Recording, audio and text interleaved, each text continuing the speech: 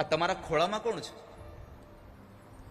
સ્ત્રીના ખોળામાં બે વૃદ્ધ પુરુષો સૂતા હતા મસ્તક રાખીને.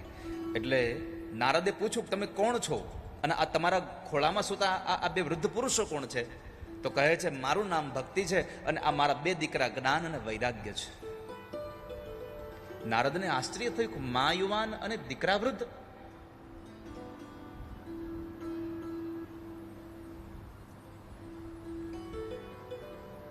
આવું તો કેમ બને? ભક્તિ મહારાણીને પૂછ્યું કે તમારે આવું કેમ બન્યું છે? ભક્તિએ પોતાની આખું વૃત્તાંત કઈ બતાવ્યું. ઉત્પન્ના દ્રવિડે સાહમ વૃદ્ધિમ કર્ણાટકે ગતા ક્વચિત ક્વચિન મહારાષ્ટ્રે ગુર્જરે જીર્ણતાં ગતા.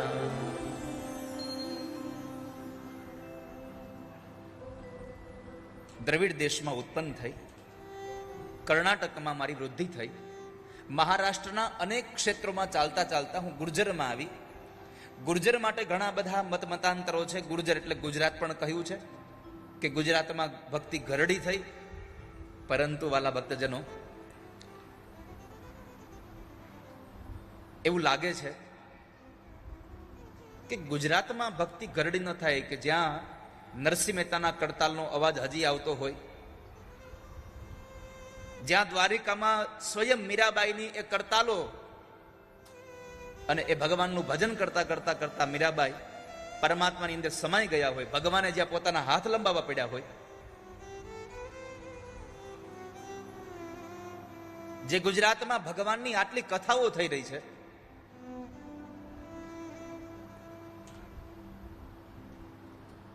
જે ગુજરાતમાં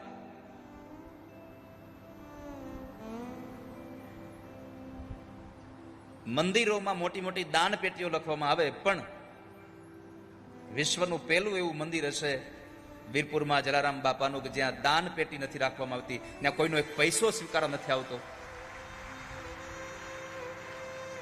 કદાચ હવે પછી કોઈને વિચાર આવે કે આપણે નથી કરવું તો વસ્તુ અલગ છે,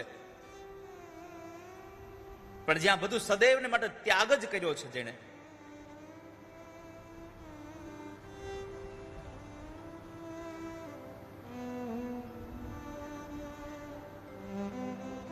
આ વીરપુરમાં સજાવટ ચાલતું હોય આવું. આ ગુજરાતમાં ક્યાંય ભક્તિ ઘરડી થાય એવો વિચાર પણ ન કરવો જોઈએ. ઘણા બધા વિદ્વાનો કહે છે કે પંજાબમાં એક ગુર્જર નામનું ક્ષેત્ર છે, ત્યાં ભક્તિ ઘરડી થઈ અને પછી ત્યાંથી ભક્તિ વૃંદાવનમાં ગઈ અને ત્યાં એને યૌવન મળ્યું, પણ એના દીકરાઓ બંને વૃદ્ધ રહ્યા. એટલે એ વૃદ્ધ દીકરાઓ એ રહી એટલે એ દુઃખી થતી હતી, એ રડતી હતી અને એણે દેવર્ષિ નારદને જોયા એટલે નારદને કહી કહ્યું બહુધા તવ વાક્યેન દુઃખ શાંતિર્ભવિષ્યતિ યદા ભાગ્યમ ભવેત ભૂરી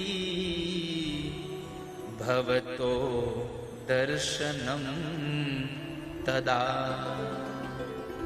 મને લાગે છે કે તમારા દર્શન માત્રથી હવે મને શાંતિ થવાની છે. તમારા દર્શનથી મને સાંત્વના પ્રાપ્ત થશે. અને સાધુનું દર્શન શાંતિ જ અપાવે. સાધુ જ્યાં જ્યાં જાય છે ત્યાં શાંતિ પ્રવર્તે છે. સાધુની વ્યાખ્યા જે છે, સંત કોને કહેશો તમે? સંસારની વાસનાનો અંત લાવી દે એનું નામ છે સંત. એ સાધુ છે.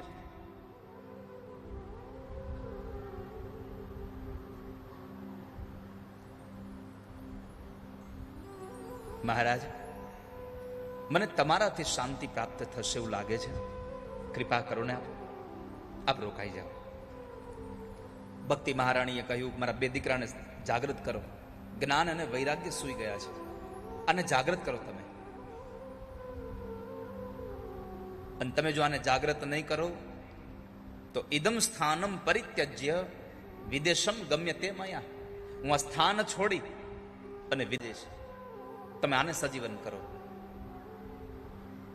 દેવર્ષિ નારદે આંખો બંધ કરી અને પોતાના જ્ઞાનથી જોયું કે આ ભક્તિનું, આ સ્ત્રીનું દુઃખનું કારણ શું છે. અને પછી કીધું, ન વિષાદસ્ત્વયા કાર્યો હરિહિશં તે કરિષ્યતિ.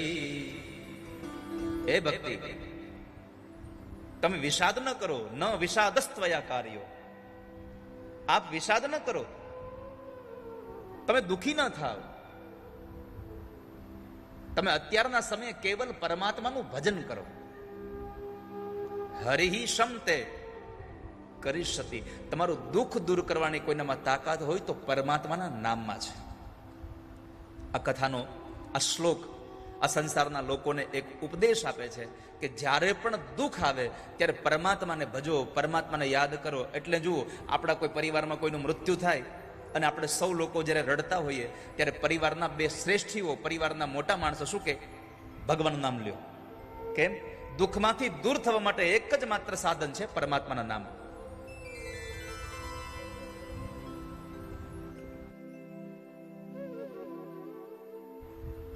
પ્રભુનું નામ જ આપણા માટે દુઃખમાંથી મુક્ત થવાનું સાધન છે.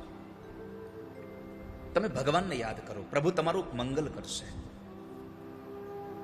નારદજીએ ભગવાનનું ચિંતન કરવા કહ્યું અને સૌથી મોટી વાત કરી છે, દુઃખમાં ધૈર્ય રાખવું જોઈએ. ધત્તે ધૈર્યમ તુયો ધીમાન સ ધીરઃ પંડિતોત્થવા.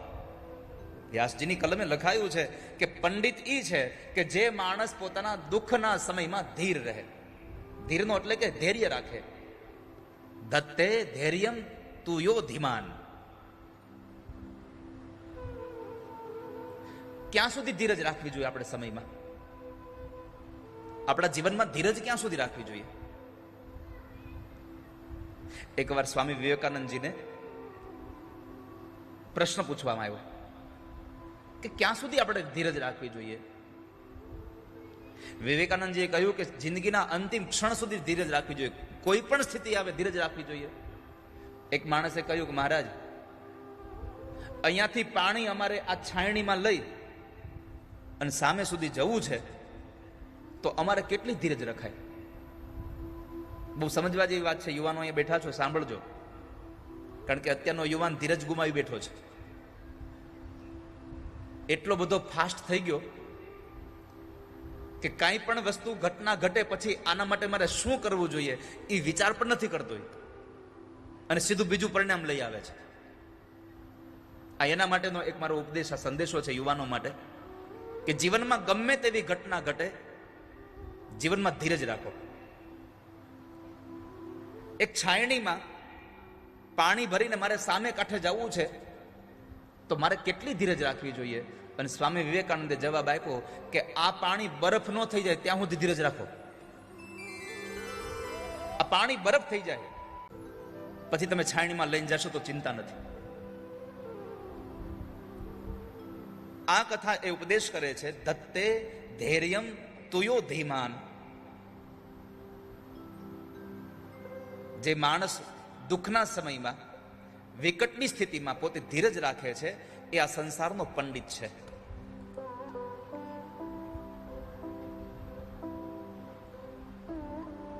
મહારાજ, તમે મને કંઈક એવા વચનો સંભળાવો, મને એમ થાય છે કે તમારા વચનોથી મને શાંતિ મળશે.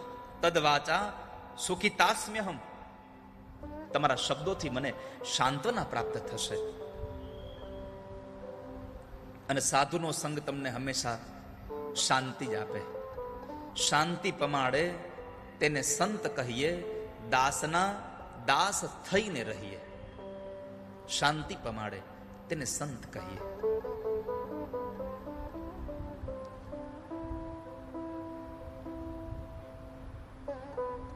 દેવર્ષિ નારદના વચનોથી શાંતિ મળે. અને નારદે કહ્યું કે તમે અહીંયા રહો, હું તમારા દીકરાને જગાડું.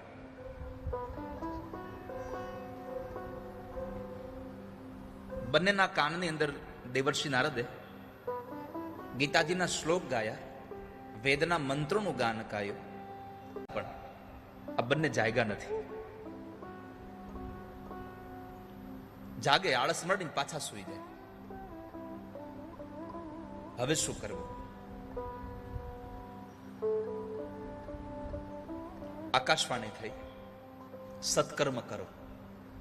એક બાજુ ભક્તિ એમ કહે છે કે તમે મળ્યા છો એ મારું સદભાગ્ય છે, મદભાગ્ય ને સમાગત, મારું સદભાગ્ય છે કે તમે મને મળ્યા છો, પરંતુ મારા દીકરાને નહીં જગાડો તો હું આ સ્થાન છોડીને ચાલી જઈશ. અને બીજી બાજુ નારદના ગીતાજીના શ્લોક, વેદના મંત્રોથી પણ જ્ઞાન અને વૈરાગ્ય જાગૃત ન થયા.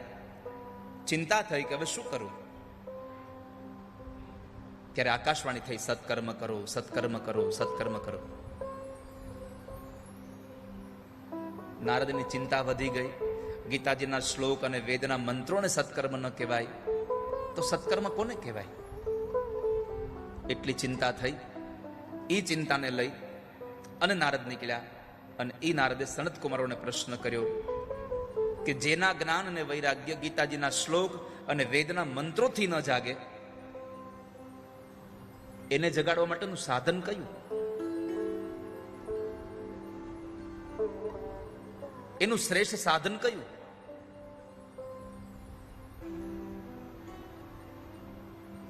સનત કુમારોએ કહ્યું, આપ આટલી વાતમાં ચિંતિત થઈ ગયા છો?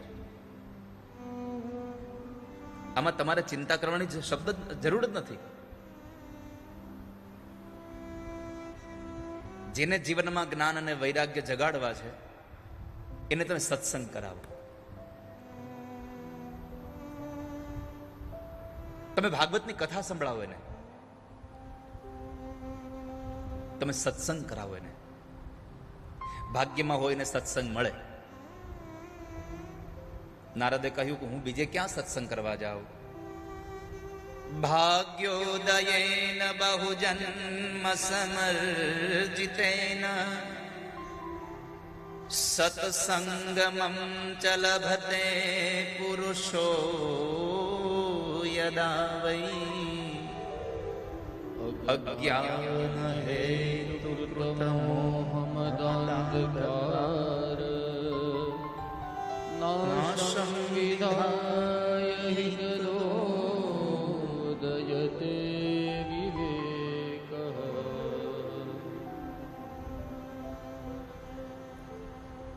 નારદે કહ્યું, તમે મને સત્સંગ કરાવો. હું ક્યાં સત્સંગ કરવા જાઉં?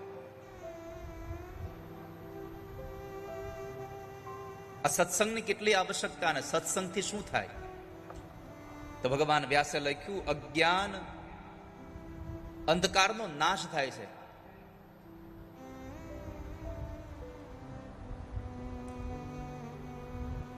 આ સત્સંગથી વિવેક મળે છે. જ્યાં સુધી સત્સંગ નહીં આવે જીવનમાં ત્યાં સુધી વિવેકની પ્રાપ્તિ નહીં થાય. રામચરિત માનસમાં તુલસીદાસજી લખ્યું, વિનુ સત્સંગ વિવેક ન હોય. સત્સંગ વગર વિવેક પ્રાપ્ત થાય જ નહીં. સંપત્તિ બહુ મળી જાય પણ વિવેક ન મળે. અને વિવેકની આવશ્યકતા હોય તો સત્સંગમાં જવું પડશે. ભગવાનનો સત્સંગ કરો. તમે જ મને કથા સંભળાવો, હું બીજે ક્યાં જાઉં કથા સાંભળવા માટે?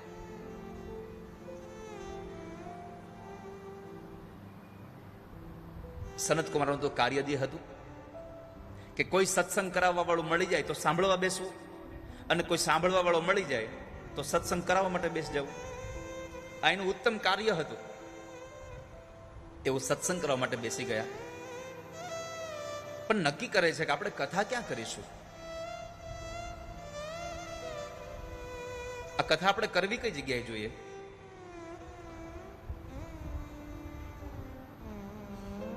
બદ્રી વિશાળમાં ઉપર મળ્યા હતા તો કથા ક્યાં કરીશું આવો શબ્દ આવ્યો અને એમાં એક સ્થાન નક્કી થયું. જ્ઞાન યજ્ઞનો પ્રારંભ કરે. ગંગા દ્વાર સમીપે તું તટમાં નંદ નામકમ. ગંગા દ્વારે